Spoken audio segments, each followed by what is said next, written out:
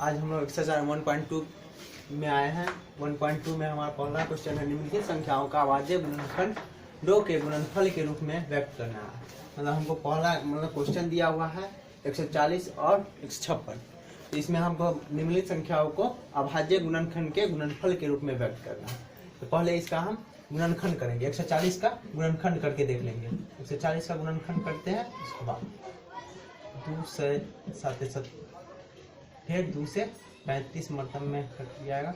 फिर 5 7 35 फिर 7 एकम 7। तो हमारा 140 का इक्वल टू 2 गुने 5 गुने 7। तो हम इसको लिख सकते हैं 2 का स्क्वायर गुने 5 गुने 7। तो हम अभाज्य गुणनफल के रूप में बोला, तो गुणनफल के रूप में हम व्यक्त कर दिया। हमारा यही आंसर होगा। चलिए दूसरा क्वेश्चन भी सॉल्व करके देख लेते हैं। दूसरा क्वेश्चन है 156 का आंसर पहले गुणनखंड कर लेते हैं। चलिए दूसरा क्वेश्चन है 156 को 2 से 2 7 14 2 8 16 फिर 2 से 2 3 6 2 9 18 फिर 3 से 3 एकम 3 3 3 9 फिर 13 से 13 एकम 13। इसका अभाज्य गुणनखंड 156 का 156 इक्वल टू 2 गुने 2 गुने 3 गुने 13। तो हम इसको लिख सकते हैं 2 का स्क्वायर गुने 3 गुने 13। इसका हमारा गुणनफल जो है, हमारा गुणनफल आ गया। ये हमारा आंसर है। चलिए अब हम लोग दूसरा क्वेश्चन पे क्वेश्चन नंबर 2 की ओर बढ़ते हैं। क्वेश्चन नंबर 2 में है पूर्णांकों के निम्नलिखित युग्मों के एचसीएफ और एलसीएम ज्ञात कीजिए तथा इनकी जांच कीजिए। मतलब हमको ज्ञात करना, निम्नलिखित युग्मों का एचसीएफ और एलसीएम दोनों ज्ञात करना है। फिर उसको हमको इनकी जांच करना है। जांच कीजिए कि दो संख्याओं का गुणनफल जो होगा एचसीएफ और एलसीएम दोनों का गुणा के बराबर होना चाहिए। हमारा पहला है क्वेश्चन है 26 और 91। हम दोनों का पहले गुणनखंड करके देख लेते हैं। 26 और 91 का गुणनखंड करना है। 26 91 हम इधर साइड में अपना कर सकते हैं। 26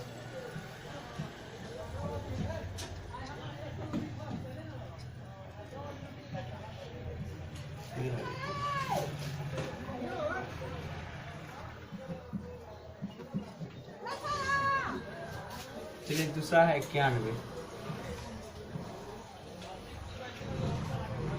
7 13। चलिए इसमें आया 7 गुने 13। तो हमको जो दोनों में जो समान होगा, वो हमारा एचसीएफ होगा। तो हमको दोनों में क्या है 13, ये 13 है, यही हमारा एचसीएफ हो जाएगा। HCF equal to 13। एलसीएम जो होगा हमारा एलसीएम हो जाएगा एलसीएम इक्वल टू 2 गुने 7 गुने 13। हमारा 2 है तो इसमें से हमको एक ही लेना है, तो 13 हो जाएगा। एलसीएम 13 हो जाएगा। अब इसका हमको जांच करना है। जांच करने के लिए हम क्या जांच कर सकते हैं। जांच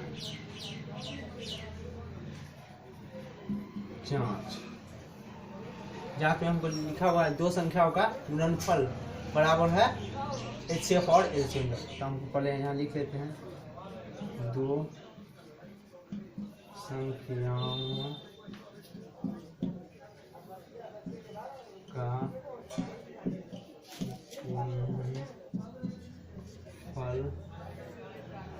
बराबर एचसीएफ और एचसीएफ इंटू एलसीएम।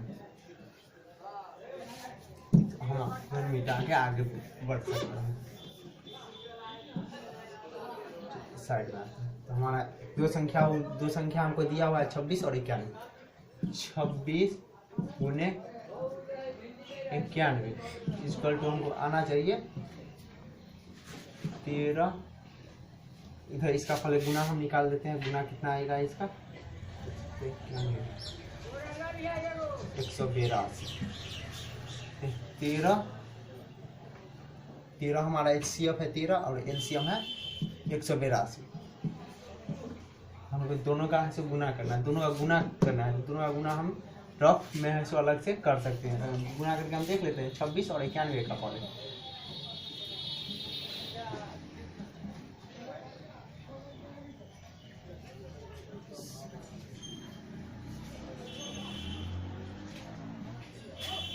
32 66 13 13 और 182 है 182 3 2 6 24 के 4 2 3 2 5 2 8 1 6 6 8 5 13 के 3 1 2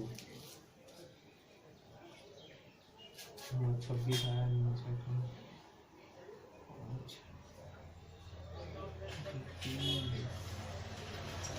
ऐसे होगा मुझे गलती कर दिया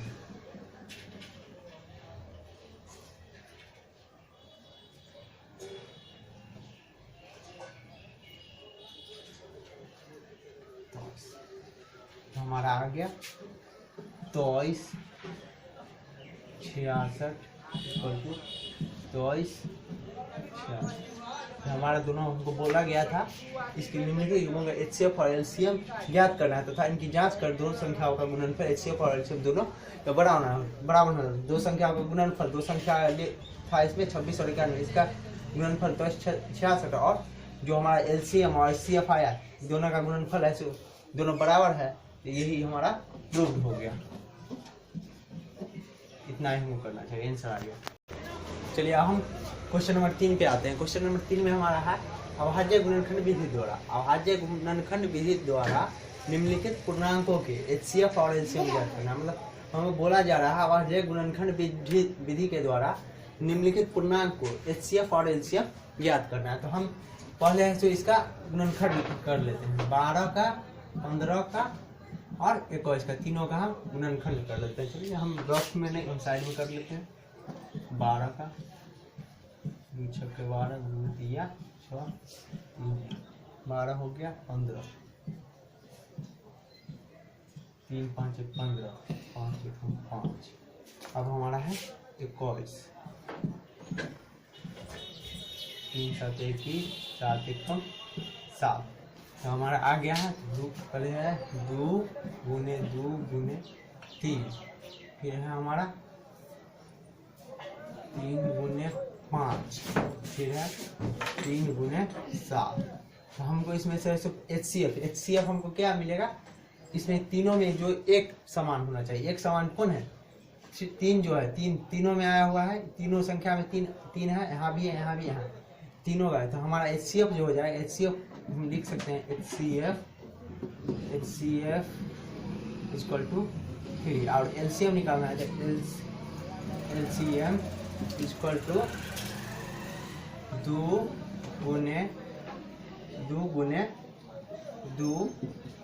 3 गुने 5 गुने 7। तो हमारा एलसीएम जो आ गया तो हम इसको गुना कर देंगे गुना करना 35 के 70 7 40 420 हमारा ये 420 आ जाएगा। तो हम इसको गुना करेंगे गुना करने के बाद हमको 420 आ जाएगा। तो हमारा जो एचसीएफ और एलसीएम ज्ञात करना था तो हमको बोला गया था अभाज्य गुणनखंड विधि के द्वारा। तो अभाज्य गुणनखंड विधि के द्वारा हम किया है निम्नलिखित पूर्णांक हमसे 3 पूर्णांक दिया गया था उसका एचसीएफ और एलसीएम ज्ञात करना था। तो हम पहले इसका एचसीएफ ज्ञात कर लिए फिर इसका एलसीएम ज्ञात करेंगे। चलिए अब क्वेश्चन नंबर हम आगे 4 पे आते हैं।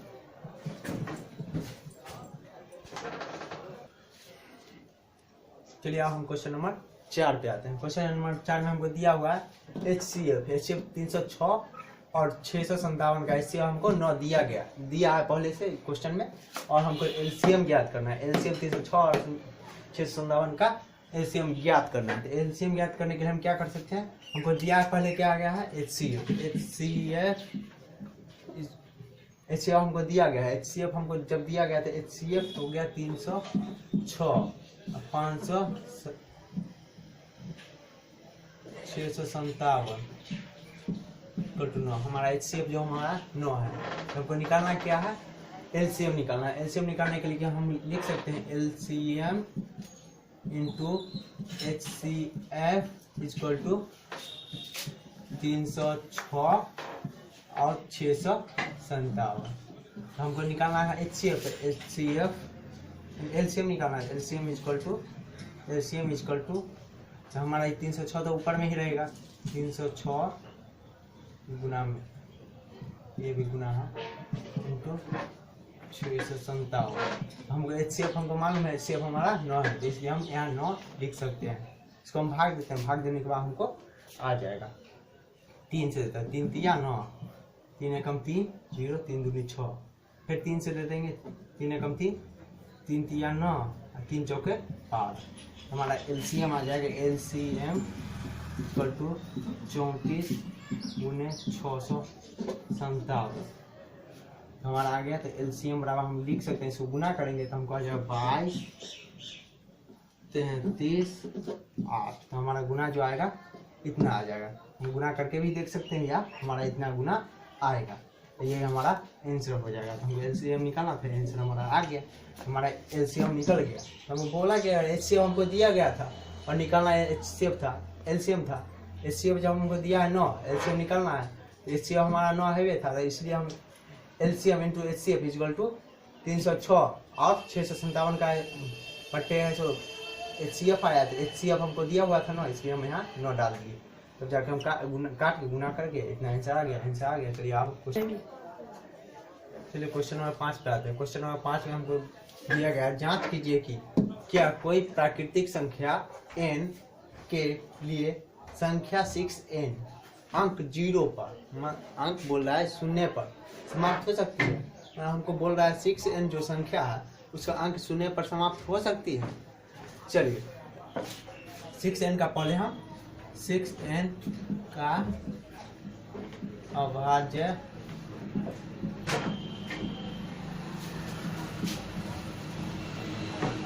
गुणनखंड बराबर लिख सकते हैं हम 6n का दुगुने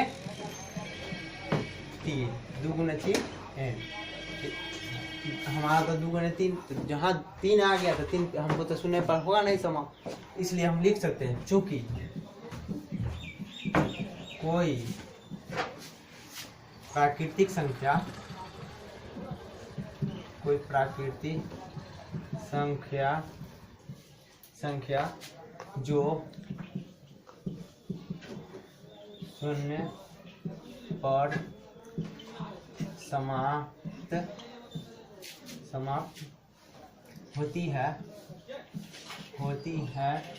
समाप्त होती है उसके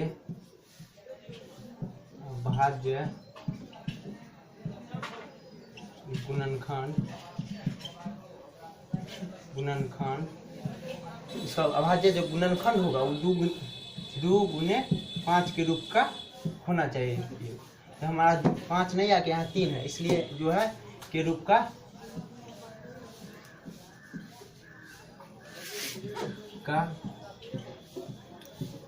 होता है।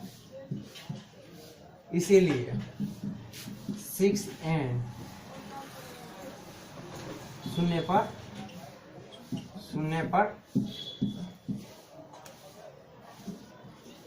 समाप्त नहीं होगी। क्या है कि हम जानते हैं कि कोई भी संख्या जो है अभाज्य 0 पर वही संख्या समाप्त होता है जिसमें 2 गुने 5 के अनुपात का रहता है, तभी जाके वह 0 पर समाप्त होता है। इसमें 2 गुने 3 के अनुपात का, यह जो इसमें नहीं हो पाएगा, इसमें 5 रहना चाहिए, 5 नहीं है, इसलिए इस पर 0 पर समाप्त नहीं होगी। इसलिए हम लिख सकते हैं कोई प्राकृतिक संख्या जो 0 पर समाप्त होती है उसके लिए अभाज्य गुणनखंड 2 गुने 5 n के रूप का होता है। अगर हमको इतना 2 गुने 5 के रूप 5 n के रूप का रहता तो ये है प्राकृतिक 0 पर समाप्त हो जाती, लेकिन इसमें ऐसे 2 गुने 3 के रूप का है, इसलिए इसमें जो है ये 6n जो है 0 पर समाप्त नहीं होगी। चलिए क्वेश्चन नंबर आगे क्वेश्चन नंबर 6 पे आते हैं। क्वेश्चन नंबर 6 में हमको ऐसे दिया हुआ है, व्याख्या करना है 7 गुने 11 गुने 13 प्लस 13 और 7 गुने 6 गुने 5 गुने 4 गुने 3 गुने 2 गुने 1 प्लस 5 भाज्य संख्या है। हमको इसमें ज्ञात करना है भाज्य संख्या क्यों है। इसके लिए हम मानेंगे, पहले माना a बराबर 7 गुने 11 गुने 13 प्लस 13। हम इसमें से हम इसको कॉमन लेंगे, इसमें से हम 13 कॉमन ले लेते हैं, इसमें 13 2 है इसलिए 13 कॉमन ले लेंगे। कॉमन लिए थे 7 गुने 11, 13 हम बाहर ले लिए थे, अंदर में है तो इसमें यहाँ प्लस में 1 हो जाएगा, क्या कि 13 1 13 हो जाएगा, फिर बाद में आएगा हम जोड़ेंगे तो 13 इंटू 11 7 है 77 प्लस 1 13 इंटू यहाँ 78 आ जाएगा। हम 78 का है सो गुणनखंड करना है, 78 का गुणनखंड हम साइड में कर लेंगे। 78 का 3 6 9 इसमें आ गया 13 गुने 2 गुने 3 गुने 13 हम लिख सकते हैं। तब हम इसको सजा के लिखना है तो हम सजा के लिखते हैं। सजा के लिखने के लिए हम इसको कर सकते हैं 2 गुने 3 गुने 13 का होल स्क्वायर। इसमें हमारा आंसर भाज्य संहिता, इसका अभाज्य गुणनखंड इतना आ गया। और फिर इसका इसमें हम लिख सकते हैं यह एक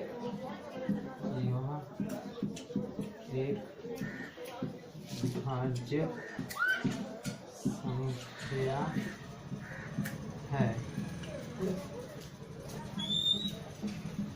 क्योंकि इसके अभाज्य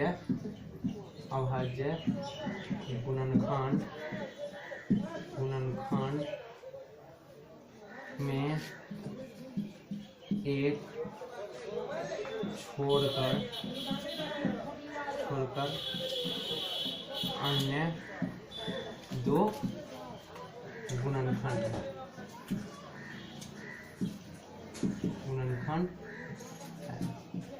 हमको यहाँ गुणनखंड निकालना तो हमारा गुणनखंड आ गया। तो हम इसको ए माने थे, इसको ए माने थे। अब दूसरा बचाइए तो हम दूसरा को हम बी मान के बना सकते हैं। माना बी बराबर 7 गुने 6 गुने 5 गुने 4 गुने 3 गुने 2 गुने 1 प्लस 5। तब यहाँ है सो हम 5, इसमें से हम 5 कॉमन ले लेंगे, इसमें से 5 हमको कॉमन लेना है। तो हम यहाँ करेंगे 5 इंटू 7 गुने 6 गुने 5 कॉमन ले चुके हैं तो 4 गुने 3 गुने 2 गुने 1 प्लस में भी 1 आ जाएगा। तो अब हमको गुना करना है। 5 गुना करते हैं 3 गुना 6 24 24 तो गुना हमको 1008 आएगा प्लस 1 1008 और ये हम इसको लिख सकते हैं 5 1009। तो हम इसको लिख सकते हैं 5 गुने 1009 का हम गुणनखंड कर लेंगे। 1009 गुणनखंड 2 5 से 2, ये 2 से नहीं लगेगा, 2 से नहीं लगेगा। हम इसको आगे देखेंगे कौन सा अंक से लगेगा। 3 से भी ये नहीं लगेगा, 5 से भी नहीं लगेगा, 6 से देखें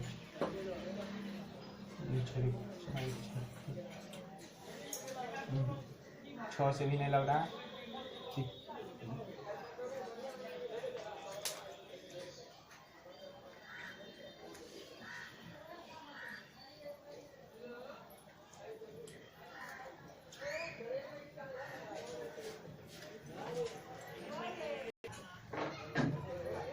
एक 1009 का गुणनखंड नहीं निकलेगा। तो हम इसको लिख सकते हैं 1009। इसका हमारा आ गया। इसमें क्या है, यह एक भाज्य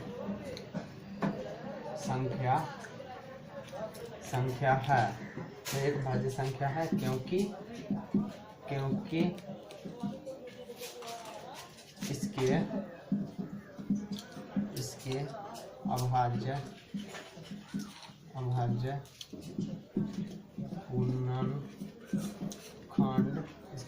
गुणनखंड जो है में एक को छोड़कर